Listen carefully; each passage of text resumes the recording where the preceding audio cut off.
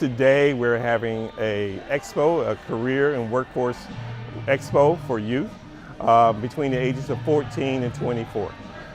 This is for opportunity for youth to come out to get engaged, to find out activities, to find out what is going on in the community. We got community events and also to look for jobs and career opportunities. This is a part of a grant that we were awarded by the Department of Labor. We received an award for an investment in our youth.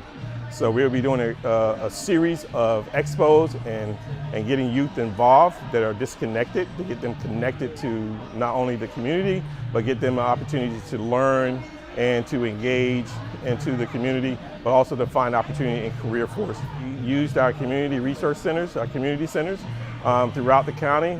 They advertise and they work with the youth. We had them to try to recruit the youth to come out to this event.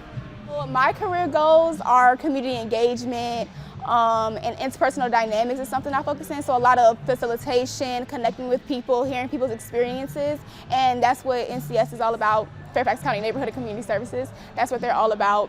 They're all about connecting with people, ensuring that they get the resources they need, and I also want to work with marginalized communities. So we have a website that's where they can go to under Neighborhood and Community Services, and they can find events that are coming up.